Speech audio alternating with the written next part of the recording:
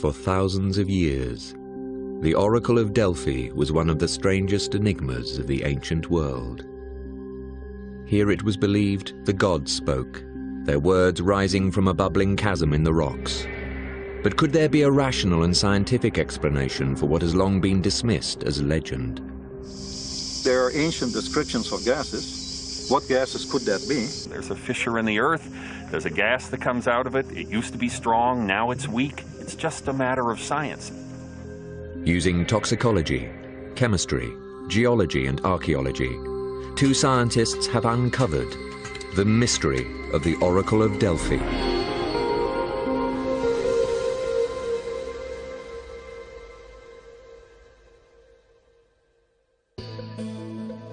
Thousands made the pilgrimage to this place.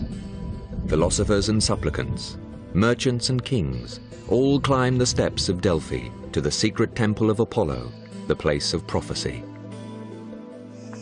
In the heyday of the Oracle, in the 7th, 6th, 5th centuries BC, when this was the most important source of wisdom in the entire Greek world, where every major decision that was made was checked out by sending someone to Delphi to get the advice of the god.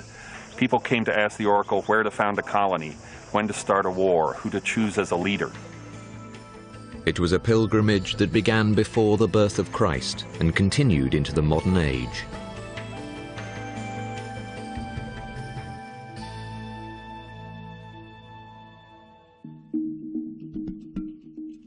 Among its visitors today are American archaeologist John Hale and Dutch-born geologist Jelle de Boer. Although they arrived here separately, their paths crossed by chance in 1995. Together, they embarked upon an obsessive 7-year quest to discover the truth behind Delphi's powers. I was excavating a Roman villa that, in the view of my colleagues and myself, might have been hit by an earthquake. And we heard that this geologist was in the area with a specialty of studying earthquake damage. We asked him to come look at our site. We were sharing a bottle of wine. We talked about other sites we'd visited. And he said to me, just in passing, well, John, you should have been with me when I went to Delphi in Greece. I saw the fault that runs under the temple of Apollo. And he said to me, you know, that's sort of fascinating, but still, are you sure that there are faults there? And I said, oh yeah, I can more or less prove geologically that there is a continuing fault below the site and that there might be many others as well. And I was really glad to be able to tell him, Jelle, you're wrong about that. There is no fault under the temple of Apollo at Delphi. Archaeologists have dug there and proved that that is a myth. He became very incensed. He asked me if I would know a fault if I saw one, and I had to confess I wouldn't. So it sort of rocked me back on my heels to be challenged in this way by a geologist on a subject that I had taken as gospel. And he was so confident and so sure about this fault that really shook me. De Boer's theory contradicted the historical records of 1884, when French archaeologists first began excavating Delphi.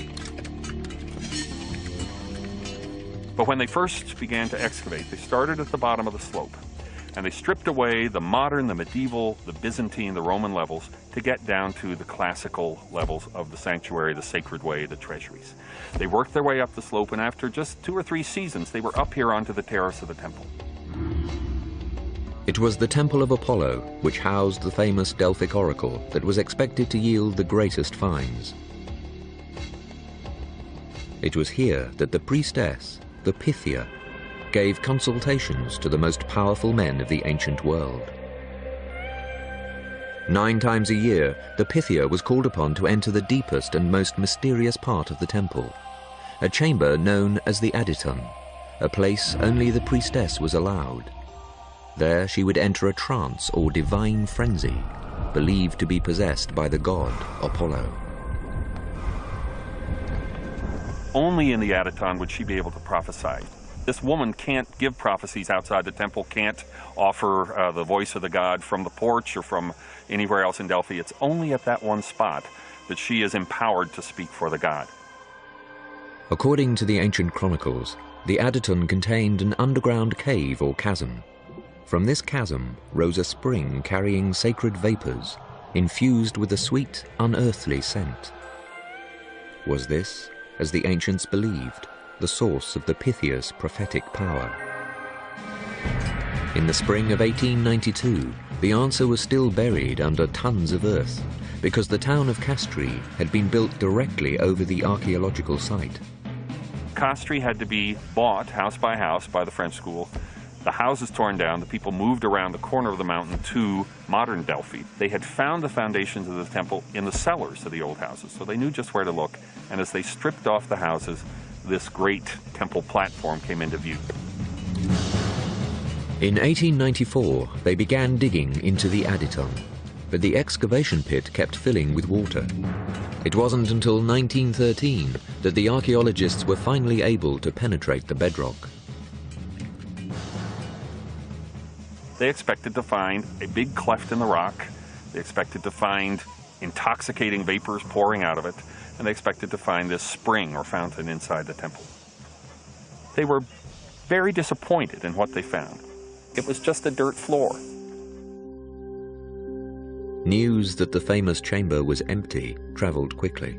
There was no chasm, no exhalation of gas, no spring in the temple, and this statement found its way into the scholarly literature. Everybody learned that that was part of the evidence for saying none of the ancient sources were true. With this conclusion, the once mighty oracle was relegated to the realm of mythology and fiction. It was just a matter of the Pythia inducing her own trance, or perhaps even that it was all a fraud, that the priests and the Pythia were in on a game of milking money from the public with these oracles, but that there wasn't any genuine belief. Once the new skeptical attitude towards Delphi and the traditions about the oracle took hold, people's attitudes changed towards those ancient texts, toward ancient writing about religion in general, and toward ancient writing about Greek science. But almost 100 years later, Jelle de Boer examined the original archaeological record and found a clue that had been missed. Most of the archaeologists thought that they would find below the temple was first a big cavity. And of course they didn't find a big cavity. But the Greek word for cave can be translated in different ways. What had de Boer found in the mountains around Delphi? And what secrets would it reveal? To find out more, he would have to recruit scientists from other specialities and subject the stones and waters of Delphi to the latest technology and tests. His results rocked the scientific world and rewrote the history of one of the world's most sacred sites.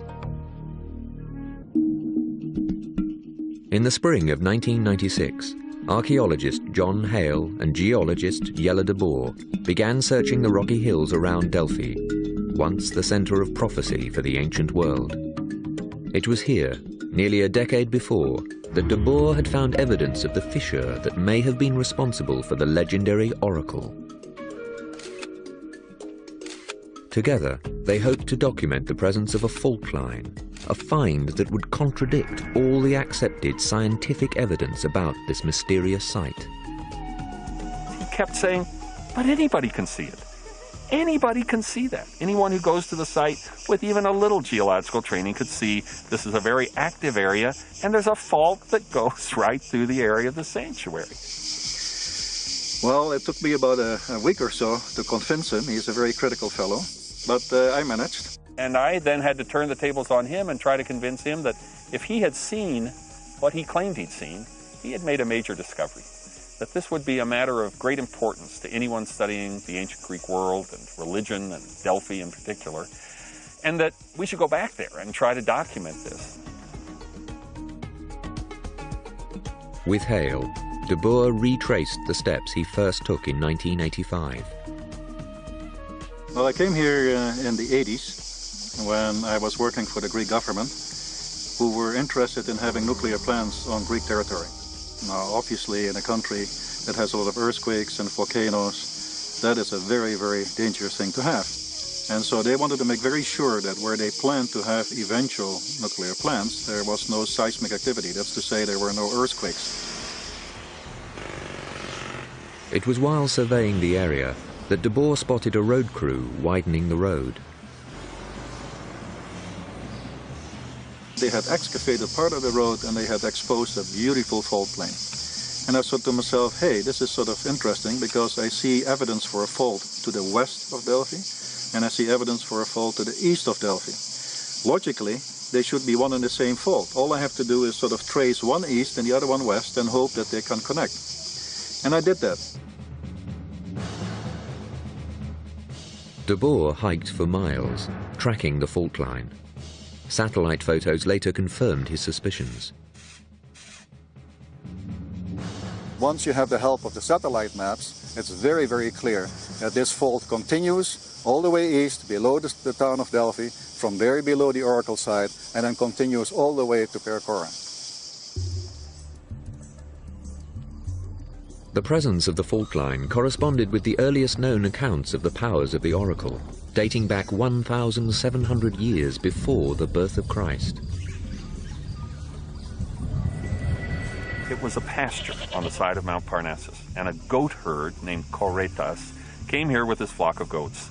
And he noticed that when they got near a little fissure in the mountainside, they bleated in a strange way. So Koretas was curious, and he went and he hung his head over the place, and he started to speak in tongues. It was believed to be the voice of Gaia, the Earth Mother, and it was her cult of women who took charge of this sacred place. Generation after generation, priestesses were trained from childhood to serve at this shrine built on the spot where a sacred spring bubbled to the surface. Over time, the old gods gave way to new. A young Apollo was said to have slain a mighty serpent or python at the site of Delphi.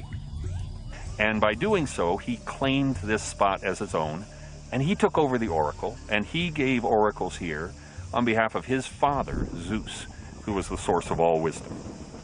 But he couldn't get rid of those women because they had been part of the tradition of Delphi. They were entrenched in the rituals of the place.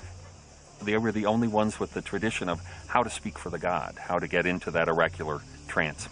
So we have the very anomalous situation of a male god speaking through the mouth of a woman here at Delphi. A great temple eventually replaced the humble shrine, and the priestess, still called the Pythia, after the python Apollo had slain, was no longer possessed by a gentle Earth Mother, but by an imperious god. As the fame of the oracle spread, seekers came from all over the ancient world. Tradition has it that Alexander the Great once climbed these slopes, demanding and receiving a divine assurance of continued victory. And it was here that the philosopher Socrates was declared to be the wisest of all men. New structures were erected all around the temple to accommodate the growing crowds. The oracle only gave prophecies 9 times a year, but almost any time of the year that you came here, except midwinter, you would have found a very bustling sort of center. It began to sprout additional features to bring people here. And so a great theater was built here at Delphi, where dramatic productions were put on, looking out over the Pleistos Gorge. A gymnasium was put in, so people could come and exercise, wrestle, run, train, live that beautiful life. And way up the slope, a stadium was constructed to be part of the Pythian Games that were held here every few years. So the site became like a great park, like a great entertainment center, with at its heart that oracle. The oracle marked the site where the shrine to Gaia once stood, above a fissure and a sacred spring. What was it about this geographical feature that changed the entire landscape of the ancient world? De Boer and Hale turned to the ancient writings of a scholar named Plutarch, a priest at Delphi. Plutarch was, I would almost say, a naturalist or an early scientist. He was an extremely good observer of nature.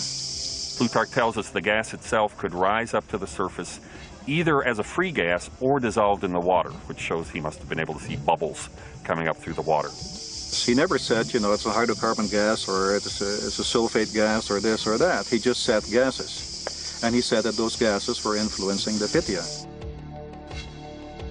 Theories about an intoxicating gas had been discounted after the excavation of the Aditon in 1913. But according to Dr. Stephen Sota, a researcher working near the Gulf of Corinth, just a few miles from Delphi, such gas releases are as common today as they were 2,000 years ago. This whole region seems to be subject to gas emission through faults connected with earthquakes. We found a number of giant submarine pockmarks or craters on the seafloor that showed evidence of gases coming out of the ground of the seafloor, having formed them. In geological thinking, gases are associated with volcanic areas or areas of hot springs, and we don't have that here. But we do have this spreading rift where the crust of the earth is pulling apart, and this produces fissures that extend deep into the earth, and this is an area which allows fluids from those depths to work their way up toward the surface. It was this common phenomenon the French archaeologists might have missed. They found just one layer of clay after the other and one layer of rock debris after the other, and they became quite disappointed, and they dug deeper and deeper into it, and then they said there is no big cave. But the Greek word for cave can be translated in different ways. It can also be a fracture or a vein or something like that. To confirm his suspicions, de Boer re-examined the original photographs taken by the excavation team. And so I went over those photos, and I saw that in those layers, actually offsetting some of those layers, were cracks that were probably not more than ½ an inch to an inch wide. And they sort of ignored those as insignificant cracks, they call them, that were running through there. And that's, of course, the most perfect fracture that you can have for water to rise up and for gases to rise up. But what kind of gas could have caused the trances, the frenzy, and the prophecy so long associated with the oracle? If a chemical culprit could be found, science would come one step closer to solving this ancient riddle.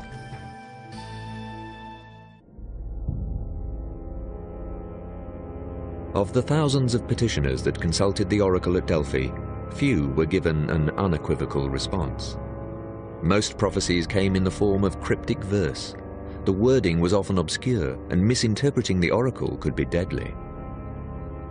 The case of Croesus, king of Lydia, in what is now Turkey, was typical. In 550 BC, preparing to invade Persia, Croesus consulted the oracle. He was told, "If you attack, you will destroy a great kingdom." Croesus attacked, only to trigger a massive retaliation.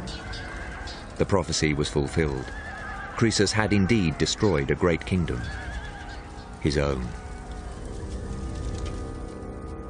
Like all who petitioned the oracle, Croesus had to walk past an inscription on the temple, 2 words that could be read as an exhortation or a warning. Know thyself. No matter what else a Pythia revealed, each petitioner ultimately had to find their own answers. In the summer of 1998, Hale and de Boer returned to Delphi for a second time to complete their own inquiry. They intended to prove that the source of the legendary oracle's powers was not a myth, but a geological and archaeological reality. To take their investigations further, de Boer and Hale petitioned the Greek government for unprecedented access to Delphi. Working with the site's archaeologists, they conducted a detailed geological field survey that ended months of speculation. Under the Temple of Apollo, de Boer and Hale found not one fault line, but 2. Behind me is the exposure of a very large major fault that's also known as being active. We named it the Delphi fault. Now, aside from the Delphi fault, which sort of trends east-west here, there is at the oracle site another fault that trends north-south, and the 2 intersect. The point of intersection, forming an almost perfect X, is Delphi. But how could they prove it ran through the sacred Aditon itself? To find the answer, the scientists searched for evidence in the water pushed up along active fault lines. One of the first things we saw were big mounds of a rock which is known as travertine, which is a rock that is formed above springs when the water, which is warmer and at deeper level, comes to the surface and cools. And so that meant, of course, that there were quite a number of springs. Using flags to mark each point where there was evidence of spring activity, a pattern soon emerged. They seemed to be on a line, and that line was sort of a northerly-southerly kind of line cutting through here. And so it became very obvious now that you not only had the fractures, one, but you also had groundwater rising along those fractures and forming these mounds of travertine that we find so abundant on the site and has been also been used in the construction of the temple. An examination confirmed that the temple was built on an ancient spring, one that was active at the time of construction. One exceptional feature of the Temple of Apollo is the fact that a system of drains, pipes and conduits crossed its foundations, bringing water from springs further up the slope through the foundations of the temple to the Cassiopeia fountain situated immediately to the south of the temple. It would be crazy to build a temple on top of a spring unless you needed to. This foundation is actually punctured by these conduits for water, and to have active water coming up into your building, into the very foundations of your building, is not a sensible thing to do if you're interested in solid, secure foundations. An interesting architectural feature of the Aditon is the fact that it does not coincide with the axial line of the temple, but instead it is slightly pushed to the south, slightly off-centered, as it were. I think the best explanation for this positioning would be to say that the sanctum aimed to shelter a specific geological feature, such as the fissure. As Hale discovered, Delphi was not the only Apollo temple constructed on and around a geographical feature. In Asia Minor, what is today Turkey, there were oracle temples, such as Claros and Didyma, deliberately built over springs. And most extraordinary of all is the example of the Temple of Apollo at Hierapolis in Turkey, where a similar opening in the foundations was a vent for subterranean gases and emission of CO2, so toxic that any small animal wandering into its path would be killed. And when I visited the temple, there were still dead sparrows all over the ground. But the gas released at Delphi was not toxic. Instead, it appeared to have an intoxicating or narcotic effect. So what gas was it? And that is a very difficult thing, obviously, to try to prove, because gases, well, you know, they come to the surface, evaporate, go up in the atmosphere, dilute, and that's it. They're gone forever. It was the travertine, found at what is believed to be the Pythia's underground spring, that provided a plausible answer. Travertine is a calcium carbonate rock that's formed very rapidly when a spring comes up from underground and pressure is released. And when that happens, CO2 is degassed and calcium carbonate precipitates. And this happens very rapidly. This travertine material that you see in here actually is extremely porous. It's like a sponge. You see many, many small holes all through it. And that means that in those holes, it is possible that some of the gases, which theoretically rose with the waters, were captured. And what we need to do then is take samples of the travertine. They need to be crushed, and then those gases hopefully will actually be released and we can analyze those chemically. Environmental chemist Geoffrey Chanton took water samples and tested the travertine. We took these rock samples and we chopped them up into small little pieces and put them into a flask. First we dissolved the rocks with acid because it's a carbonate rock, and so in acid it's quite soluble, and it dissolves and liberates all the gases. What Chanton found would go far to explain the mysterious events at Delphi, but only after his scientific quest took several unexpected turns. Little is known about the lives of the priestesses at Delphi. They were kept in isolation. Their bodies were inviolate. On the ordained sacred days that they entered the Aditon, they underwent fasting and purification to help calm and prepare them for the ordeal ahead. The ancient rituals were violated only once, and it led to disaster. On this occasion, a very important set of people arrived on a wrong day. They forced the woman down, even though she knew it was the wrong day. Prophecies were only supposed to be given from the tripod, inspired by the god, through the voice of the Pythia on the 7th day after each new moon. Why those specific months? That may have something to do with the amount of water and gases that come to the surface. The Pythia, of course, went into this small, narrow room never knowing really how much gas there would be. And under most normal conditions, there was just a little, enough for her to go into this euphoria. In this specific case, most likely, she was poisoned by too much gas. Plutarch describes it, she was like a laboring ship.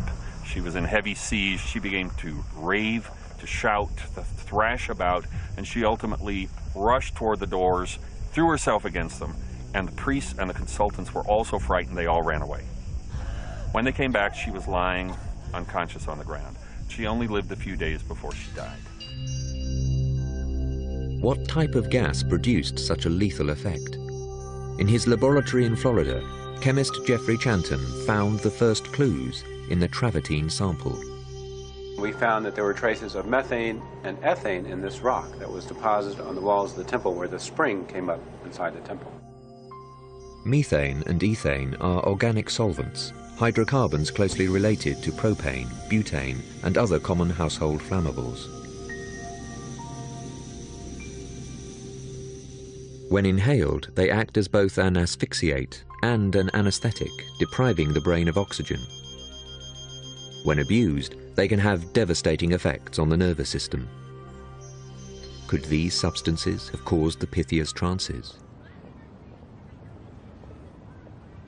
The team then called on toxicologist Dr. Henry Spiller. At the time, I was working on a study of inhalant abuse across the United States. Huffers, sniffers, people who would put it in a bag and try to get high on it. It's a real serious problem in the United States. One of the things we found was of the substances, which are many, the active component that was most commonly sought after were various hydrocarbons. Propane, butane, gasoline was very prominent. Plutarch's account of the death of a Pythia closely resembles symptoms of an anesthetic overdose. Well, one of the problems that we know about anesthetics is that it causes nausea and vomiting. In fact, one of the rules of present-day surgery are don't eat after midnight on your day of surgery. Forced into the Aditon without fasting, the Pythia ran a serious risk. If you aspirate, generally what happens is you take stomach contents into your lungs. Now, you don't immediately die from that. What that does is that produces damage to the lungs as well as pneumonia.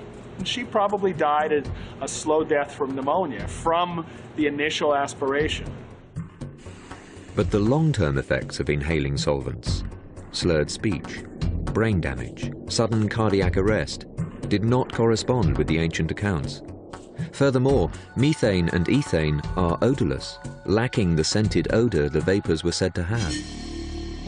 The team hoped water samples taken at the temple site might yield another clue. We also went ahead to the Temple of Apollo and we sampled 2 springs there. The one above the Temple of Apollo that used to come into the temple, and that also had high levels of ethane and ethylene, which was surprising. It was still in contact with those hydrocarbon chemicals deep within the earth. We also sampled another spring about 100 yards away, and that spring had no ethylene or ethane in it at all.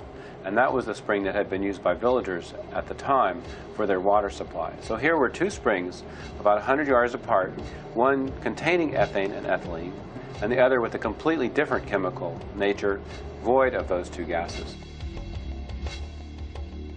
But why was only ethane and not ethylene found in the travertine samples? You wouldn't expect ethylene to be stable for 2,000 years since this rock was deposited. It would probably decompose to form ethane. So the fact that we found the ethane there indicates that ethylene could have been present in the spring water at the time.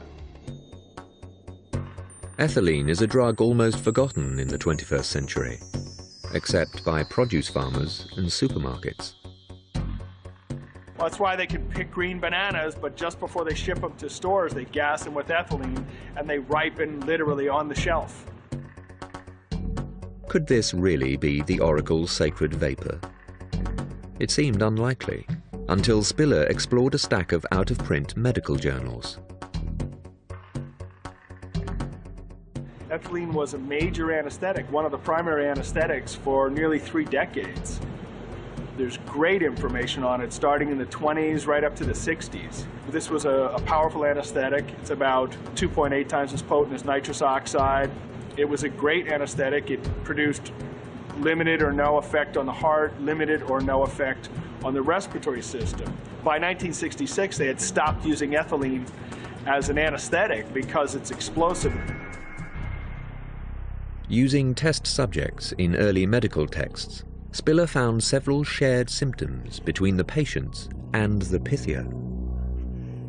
We put them in essentially very light stage 1 anesthesia, and they describe things like lightheadedness, a mild sort of euphoric feeling, unsteady on their feet when they stood up. They were obviously ataxic, stumbling like. They were very free, very uninhibited, but still quite cognizant, still quite capable of answering clearly and talking clearly so that you would get back from them clear questions. They were just quite happy. In its second stage, ethylene can bring on the frenzy described by ancient writers. Essentially, stage 2 is deeper. That's called the excitability stage. You can have a combative phase, a confused phase. You're not fully cognizant of your surroundings, where literally there is flailing of the arms and legs. It can be very active. It can be very dangerous. You can throw punches. But the best evidence is the gas's natural fragrance, corresponding with the ancient eyewitness accounts. Ethylene has a sweet, perfumey-like odor, and we could smell it within minutes of turning on the vent. The answer is finally clear. Ethylene explains the Pythia's trance and verbal euphoria. But how was it that so many of the oracle's pronouncements were accepted as prophecy? 2 factors seem to have played a role. First, the prophecies themselves were often open to interpretation. Like the writings of Nostradamus, they were almost impossible to disprove. Another factor may also have influenced the accuracy of the oracle's advice: Delphi itself. All these people came continuously from all over Greece to ask questions, and of course they brought answers. They told the priests what was happening in their city, in their town, in their village, in their land. And so these priests had a sort of an intelligence accumulation potential.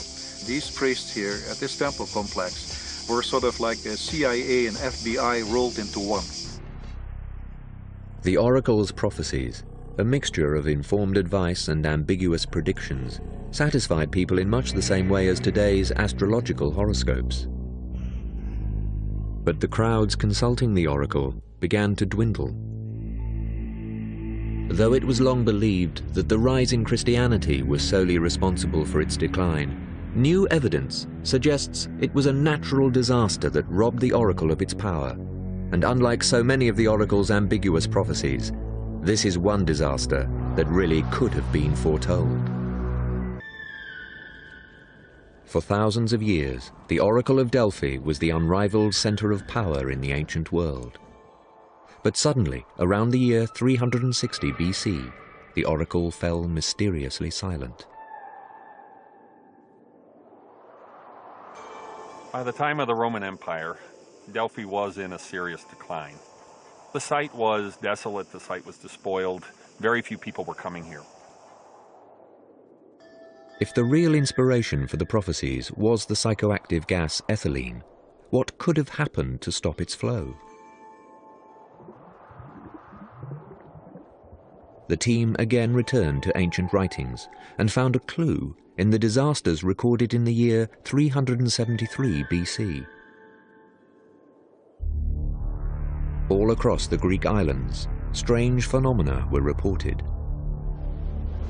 Rushing noises were heard, though there was no wind. The sea seemed to boil. Glowing lights were glimpsed on the horizon. Fishermen drew up their nets only to find their catch dead or dying. Animals showed signs of growing agitation. Swarms of mice and snakes fled the town. Dogs broke their chains and were never seen again. What followed was a massive earthquake, the worst natural disaster in recorded Greek history. The entire coastal city of Helike, near Delphi, disappeared into the Gulf of Corinth, submerged by a seismic wave. Across the island, nearly every building came tumbling down, including the Temple of Apollo. Several ancient writers, among them Elian, drew a correlation between the strange behavior of animals and the earthquake that followed. But much like Plutarch's geographical descriptions of the gas and fissures below Delphi, the reports had been largely dismissed. Well, this kind of scientific observation, which was part of the Greek tradition, was then also viewed as discredited and viewed with great skepticism. So there was just a general fall in the value of the stock of these ancient Greek sources that really typified all of the 20th century attitude towards the value of ancient Greek and Roman writers. But recent investigations have revealed these ancient observers might have been right all along. Their discoveries could shed new light on the fate of the Delphic oracle. The first substantial evidence was found by chance in 1993. Oceanographers from the nearby University of Patras, conducting an environmental survey, happened to be taking temperature readings in the Corinth Gulf when a magnitude 5.4 earthquake struck. That just before the earthquake, there was a spike in the temperature of the deep water, and then a few hours later another spike, 6 degrees centigrade increase in the temperature, and then a third spike, and then the earthquake struck, and they did a sonar survey of the seafloor in the area where this probe was stationed, and they discovered a field of giant submarine pockmarks, these craters, with bubbles coming out of them. And they concluded that it looks like hot gas, hot fluids were erupting from the seafloor in the hours before the earthquake. Dr. Stephen Sota has studied this area since the 1980s and believes this release of gas is behind what are called precursor events, just like those described by the ancient Greeks. The rushing sound could have been venting gas, the glowing lights, gas igniting from friction. The animals may have been reacting to hot gases invading their underground burrows. These theories gained support in 1995 when Sota experienced the aftermath of a 6.2 magnitude quake and was able to document some of these precursor events at first hand. People had noticed bubbling in the seawater on both sides of the Gulf the evening before the earthquake. There were hissing noises, rushing noises like wind that a few people who were awake at 3 in the morning before the earthquake had noticed. There were lights in the sky, and there were unusual animal behavior. Most of the stories, in fact, involved that sort of thing. One eyewitness account closely paralleled those recorded by ancient writers.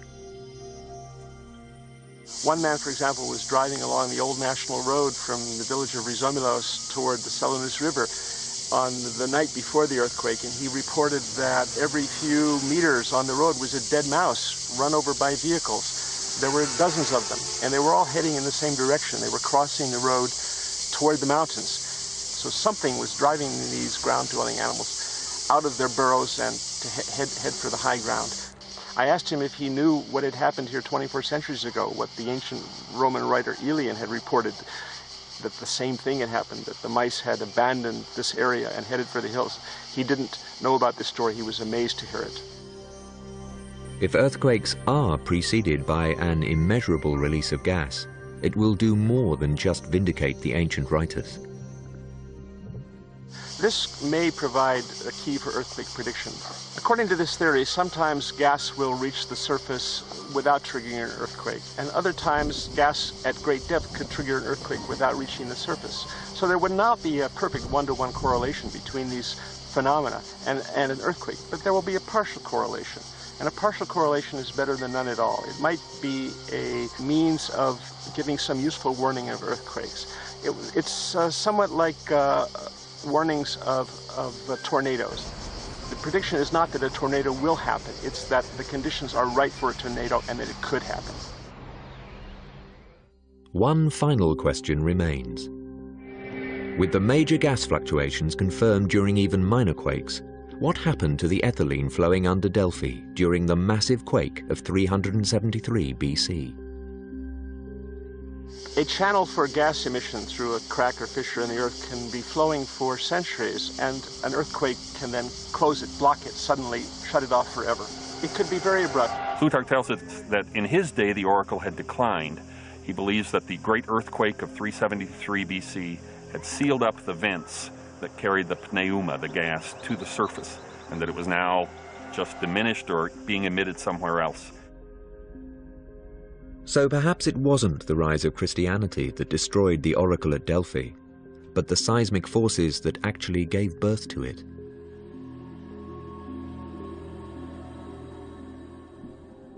The last response of the oracle was recorded in the year 362 BC, a decade after the great earthquake.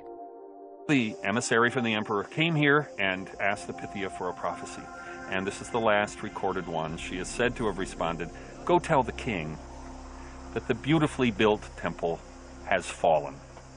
Apollo no longer has any shrine here, any sacred laurel tree, any talking spring. The water of speech is silent."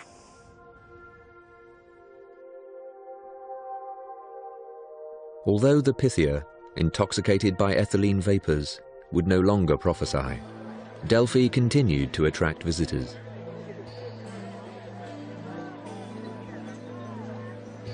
Some of the first records of tourism in the whole world are from Delphi. People were coming here not to consult the oracle, but just to see the sights. And professional guides would show them around and point out this and that temple or shrine or statue and give them the story. They would hike up on a sort of a touristic route to the Corikian cavern and see things there and come back down and then sit on the steps of the temple, again, not to worship or be reverent, but to have comfortable philosophical talks with friends. So it became a sort of a theme park with that ancient tradition still very important, but nonetheless overshadowed by its new role as a tourist destination. Today, with the aid of archaeology, Apollo continues to serve as Delphi's benefactor, drawing modern pilgrims by the thousands. Like the ancient travelers before them, they will hear the ancient tales of underground fissures and mysterious gases, inspiring visions and predicting earthquakes. What began as a chance encounter between two scientific minds grew to encompass explorations into geology, archaeology, chemistry, and toxicology. After 2 centuries, science has answered the mysteries of the oracle at Delphi. The most important thing, I think, of what we did is that we showed that an interdisciplinary approach can actually provide some surprises. What was known as a sort of dogma for as much as almost 50 years in the archaeological world, now we could prove that this was wrong and that the ancient writers were right. And I like that an awful lot.